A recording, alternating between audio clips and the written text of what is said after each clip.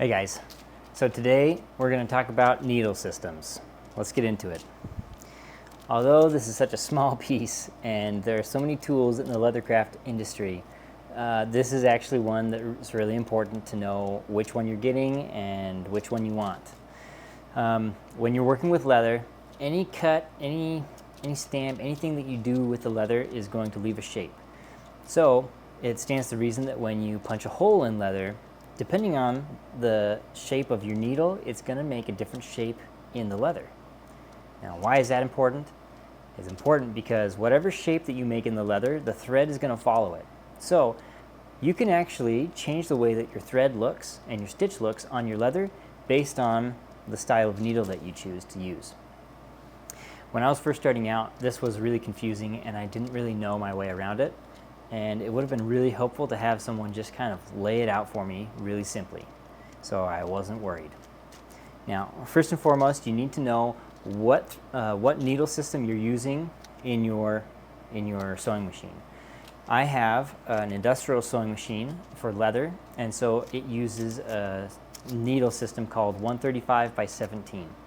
Now, when you're doing leather, the needles are actually going to be under a system called 135 by 16. Now, the only difference is the 17s are for fabric, the 16s are designated for leather. That's the only difference. So if you get the 135 by 16 and your machine says only use 135 by 17s, it's fine. You're not going to ruin your machine. It's meant for that. It's just a designation number. Second, you have a couple different shapes of needles that you can choose from. You've got a diamond point, you've got a straight point, you've got a left to right point, and you've got a what's called a P point. Now, these are all shaped differently. The diamond point cuts a hole into the leather that's kind of shaped like a diamond, with the point of the diamond facing forward. Now, your thread's going to lay in that point, and it's going to give you a nice directional thread. Your straight point is just a smooth, round needle. It's just for punching. These can be good when you're cutting something really thick, you're doing really thick work, and you don't really need to direct the leather or the thread.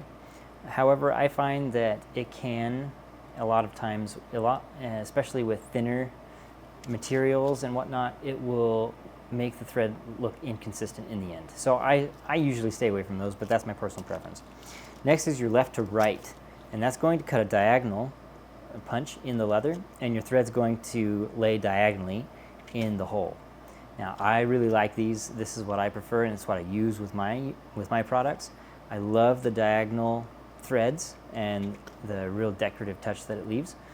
I also feel like it really leaves a clean front and back, so that's what I like to use. Last but not least is your P point, and that's cutting a oval, basically an oval in your leather front to back, and so your thread's going to lay in the back and the front of this hole. And it gives a really good directional straight stitch if you're looking for a straight stitch that is consistent. All of these needles are great. You can't really go wrong with any of them. It just is based on what you prefer. The best way that I've found to decide and know which one you prefer is to just get one of each, one pack of each. They just come in a little pack. I think it's 10 needles, and they're around $5 a pack, so pretty cheap. And you just test them out. Get a piece of leather, use one needle from one pack, make a strip, and then switch out your needle, do another one, and another one, and another one, and you can see what they look like side by side and decide which one you prefer. It's not difficult, and it's real simple. Now, the next thing you want to make sure of is that you're getting the right size needle for your size of thread. Now, I use what's called a 92 weight thread. I use bonded nylon. And the needle size is a 110 by 18 or a 125 by 19.